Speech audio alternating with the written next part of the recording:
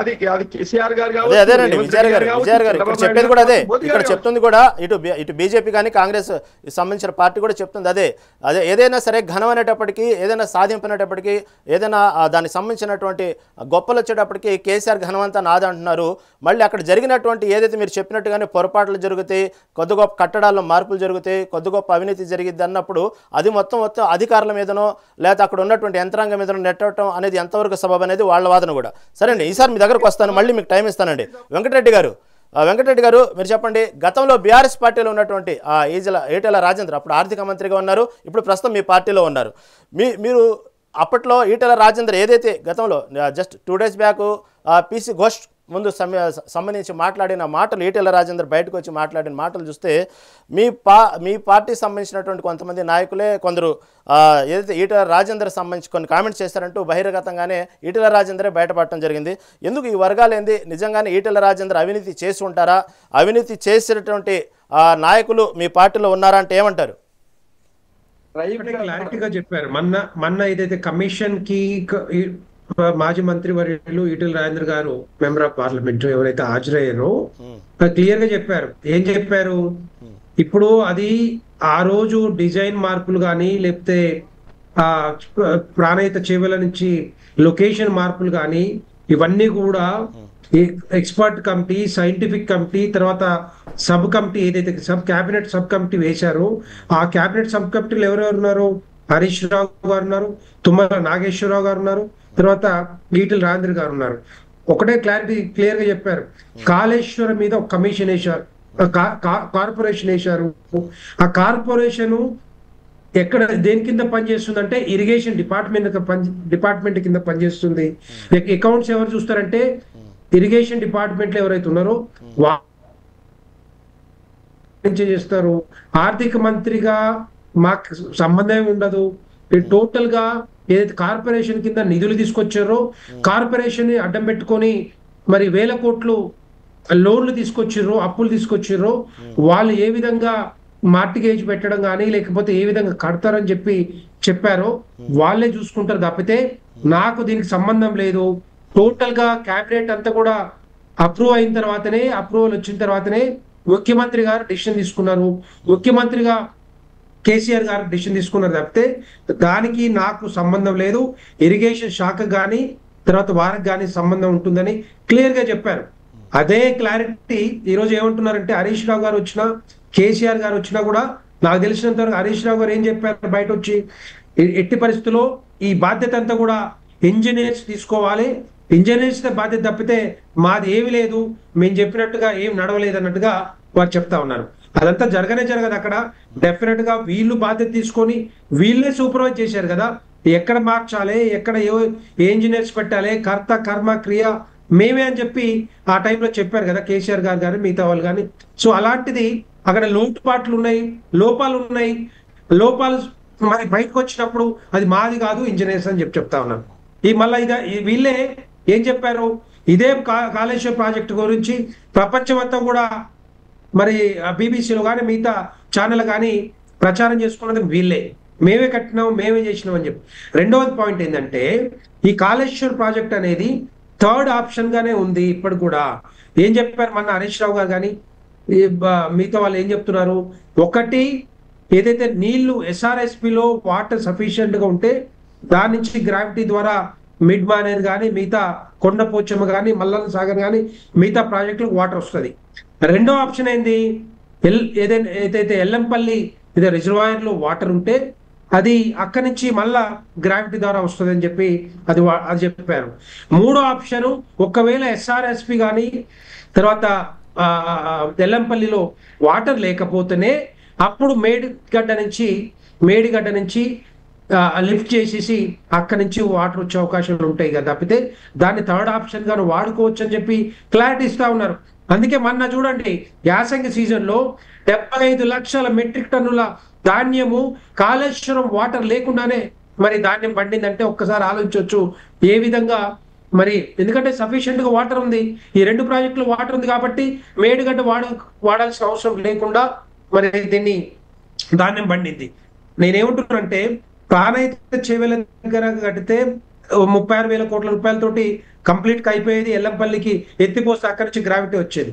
కానీ దాన్ని అక్కడ లొకేషన్ మార్చి 1000 కోట్లు ఖర్చు పెట్టి దీన్ని మరి అది కూడా ఎట్లయిపోయిందంటే నాణ్యత లేకుండా కట్టడం వల్లనే ఈ పిల్లలు కుంగిపోవడం కానీ, ఈ సుందిళ్ళ అన్నారంలో కానీ బొంగలు రావడం కానీ ఇవన్నీ జరుగుతూ ఉన్నాయి. దాని మీద డెఫినెట్గా ఎక్కడ ఏం జరిగింది, కాంట్రాక్టర్ల, ఇంజనీర్స్ లోపాల, లేకపోతే మిగతా వాళ్ళ దాన్ని పట్టించుకోలేదా, ఏటీఎం లాగా వాడుకున్నారా, ఇప్పుడు కమిషన్ తేల్చాలి. ఇంతమందిని 160 మందిని అధికారులని మరి ఇన్వెస్టిగేట్ చేసిన తర్వాత, విచారణ చేసిన తర్వాత ఆ రిపోర్ట్ అంతా బయటకు రావాలి. నేను ఒకటే డిమాండ్ చేస్తా ఉన్నాను, ఇప్పుడు వీళ్ళకి నిజంగానే ఈ రిపోర్ట్ వచ్చిన తర్వాత ఒకవేళ యాక్షన్ తీసుకోకపోతే నేను భారతీయ జనతా పార్టీ తరఫున ఒకటే డిమాండ్ చేస్తా ఉన్నాను, ముఖ్యమంత్రి గారు కానీ తర్వాత కాంగ్రెస్ ప్రభుత్వాన్ని, మీకు ఒకవేళ నిజంగానే తీసుకోలేకపోతే మీరు ఇమ్మీడియట్ గా సిబిఐ ఎంక్వైరీకి కన్సెంట్ ఇవ్వండి, సిబిఐ ఎంక్వైరీకి డిమాండ్ చేయండి, సిబిఐ ఎంక్వైరీకి మీరు కాల్ఫర్ చేస్తే ఇమ్మీడియట్ గా దాంట్లో ఉన్న లోపాలు ఎవరెవరు ఎక్కడెక్కడ అవినీతి జరిగిందో, ఎక్కడెక్కడ డబ్బులు ముట్టినాయో, లేకపోతే ఎక్కడ ఈ లోపాలు జరిగినాయో అవన్నీ కూడా బయటకు వచ్చే అవకాశాలు ఉంటాయి. అప్పుడు వీళ్ళ మీద యాక్షన్ ఉండే అవకాశాలు ఉంటుంది. తప్పితే ఇదంతా తూతు మంత్రంగానే ఉంటది, కాలయాపనే ఉంటది తప్పితే ఏమీ జరగదు ఇక్కడ. ఓకే, చూద్దాం అది తూతు మంత్రమో సీరియస్ యాక్షనో. దాన్ని మీరు చెప్పినట్టుగానే పీసీ ఘోష్ కమిటీకి సంబంధించినటువంటి ఫైనల్గా రిపోర్ట్ వచ్చిన తర్వాత కాంగ్రెస్ పార్టీ తీసుకునే యాక్షన్ బట్టి అందరికీ అర్థమైంది అది సీరియసా లేకపోతే మీరు చెప్పినట్టు తూతు మంత్రం అని. తర్వాత శివకుమార్ లాల్ దగ్గరికి వెళ్దాం. శివకుమార్ లాల్ గారు వాస్తవంగా ఆ పిల్లర్లు ఎక్కడైతే కుంగినాయో దానికి సంబంధించినటువంటి మరమ్మత్తు కార్యక్రమాలు చేయకుండా కేవలం బీఆర్ఎస్ సంబంధించిన అధికార దుర్వినియోగం జరిగింది అంటే ప్రజలకు చూపించడం కోసమే అక్కడ జరిగినటువంటి పిల్లర్ల దగ్గర కార్యక్రమాలు ఏదైతే రిపేరింగ్ కార్యక్రమాలు చేయకుండా ప్రజలని, అక్కడ రైతుల్ని ఎండగడుతున్నారు. కావాలనే ఇది బీఆర్ఎస్ పార్టీని సంబంధించినటువంటి బదనాం చేయడానికి సంబంధించినటువంటి ప్రోగ్రాం తప్ప రైతులు అన్యాయం అయిపోతున్నారు, మధ్యలో కావాలని వాటర్ స్టోరేజ్ చేస్తున్నారు అంటూ ప్రచారం జరుగుతోంది. దీనికి సంబంధించి మీరేమంటారు? రహీం గారు, మొత్తానికి ఏదైతే పిల్లర్లు కృంగినాయో అక్కడ మటుకు నీళ్లు నింపితే మటుకు మొత్తానికి ఇంకా 7 పిల్లర్లు కూలిపోయే అవకాశం ఉంది. ఓకేనా? సో అవి కూలొద్దు అనుకుంటే అందుకే నీళ్లు నింపుతలేరు. అది ఆల్రెడీ టీఆర్ఎస్ బీఆర్ఎస్ అధికారంలో ఉన్నప్పుడే ఈ సబ్జెక్ట్ వాళ్ళ నోటీస్కి వచ్చింది. అది వచ్చిన తర్వాత ఆగమేఘాల మీద వాళ్ళు ఏదో కాపర్ అడ్జస్ట్మెంట్ చేస్తాము అది ఇది అని చెప్పి కూడా వాళ్ళు నిర్ణయానికి పోయినరు. కరెక్ట్ శివకుమార్ గారు, మరి మరమ్మత్తు కార్యక్రమాలు ఎందుకు చేయట్లేదు? ఎక్కడైతే జరిగిందో, ఎక్కడైతే కుంగుబాటు జరిగిందో అక్కడ మరమ్మత్తు కార్యక్రమాలు ఎందుకు చేయట్లేదు? దాన్ని అలాగే ఎందుకు ఆపారు? ఎందుకు వాటర్ని స్టోరేజ్ చేస్తున్నారు? రైతులకు ఎందుకు వంచట్లేదు అంటే ఏమంటారు? ఆడ వాటర్ స్టోరేజ్ ఎక్కడ ఉంది రహీం గారు? వాటర్ అక్కడ నిల్వ పెడితే పిల్లర్లు కూల్తాయి, మొత్తం ఆ బ్యారేజ్ కూల్తుంది అనే రకంగా చెప్పిండ్రు డ్యామ్ సేఫ్టీ అథారిటీ. అందుకని చెప్పి అవి అక్కడ నీళ్లు నింపకుండానే వదలడం జరిగింది. రెండోది, ఎక్కడైతే పిల్లర్ల కింద బొంగలు వస్తున్నాయో అక్కడ బొగ్గు నిక్షేపాలు ఉన్నాయి. ఇక్కడ పిల్లర్లు వేయడం తప్పు చేసిండ్రు. ఇది ఎవరు చేసిండ్రు అంటే మొత్తానికి ఎల్లంటి మాకు సంబంధమే లేదు, ఈ పిల్లర్ చేయమని చెప్పి కళాఖండిగా చెప్తే కేసీఆర్ గారు వాళ్ళు ఇంకొక టీం ని పిలిపించి ఆ పిల్లర్లు వేయించడం జరిగింది. అక్కడ బేస్ సరిగా లేదనేది కూడా అప్పట్లో మనకున్న వార్తలు, అది లైవ్ లో వచ్చిన మీడియా కథనాలే చెప్తున్నాయి. నేను అక్కడ స్పాట్ మీద పోయి చూసింది కూడా కాదు. ఎందుకంటే ఆ బుగ్గలు వచ్చి నీళ్ళని కిందికే ఇట్లా బురుగుల్లాగా వస్తున్నాయి అనే రకంగా మాట్లాడినప్పుడు అప్పుడు ఈ రకంగా చెప్పడం జరిగింది. ఖచ్చితంగా అయితే దాని విషయంలోనే ఈ రోజు ఏదైతే dam safety authority plus engineering expert committee వచ్చి ఏదైతే ఎంక్వైరీ చేస్తుందో దాని రిపోర్ట్ వచ్చిన తర్వాత ఇప్పుడు ఏదైతే కమిషన్ ముందు వీళ్ళు హాజరవుతుండ్రు అంటే అక్కడ నష్టం జరిగింది. రేపు అది ఇప్పుడు వేరే డిబేట్ లో ఇంతకు ముందు ఒక రకంగా మాట్లాడుతూ ఒక అనలిస్ట్ ఓపెన్ గా చెప్పడం జరిగింది. ఒకవేళ అంత అవసరం అనుకుంటే ఆ 7 పిల్లర్లు మొత్తానికి తీసేసి ఆ మొత్తం ఆ బ్యారకే మళ్ళీ రీకన్స్ట్రక్ట్ చేయమని చెప్తున్నారు. అంటే అర్థమైంది, అది మొత్తానికి నీళ్లు నింపితే అవి మొత్తానికి కూలిపోతాయి. ఇప్పుడు 5 ఉన్నాయి కాబట్టి ఇంకా మిగతాయి కూడా కూలుతాయి అనేది అక్కడ డ్యామ్ సేఫ్టీ అథారిటీ కానీ లేకపోతే ఎవరైతే ఎక్స్పర్ట్స్ వచ్చిందో ఇంజనీర్లు వాళ్ళు చెప్పిన మాట. ఇది కాంగ్రెస్ పార్టీ చెప్పిందో లేకపోతే ఇంకెవరో చెప్పిందో కాదు. ఈ రోజు కాంగ్రెస్ పార్టీ ప్రజలకు ఏదైతే హామీ ఇచ్చిందో ఆ రకంగానే కాళేశ్వరం మొదటి నుంచి ఇది కూలేశ్వరం అయింది అనేది చెప్పడం జరిగింది. ఆ కూలేశ్వరం నిజంగా కూడా ఈ రోజు అయింది. ఏమంటే భగవంతుని పేరు కాబట్టి మనం ఆ మాట అనొద్దు అనే రకంగా ఎంత అనుకున్నా ఈరోజు కేసీఆర్, హరీష్ రావు, ఇటు ఈటెల రాజేందర్ వీళ్ళందరూ కలిపి కూడా గుడుపుటానిలాగా మాట్లాడుతున్నారు తప్ప ఈ రోజు నిజంగా కూడా ఆ కాళేశ్వరం వల్ల రైతులకు మంచి జరగాలి, నిజంగా కూడా మాత్రం తప్పు జరిగిపోయింది అనే రకంగా ఎక్కడని చెప్తున్నారో చెప్పారు వాళ్ళు. ఖచ్చితంగా ఈ రోజు అప్పట్లోనేమో మేమే ఇంజనీర్లము, మేము చేసిన ప్రాజెక్ట్ ఇక దునియాలో ఎవరు చేయలేదు అన్నారు.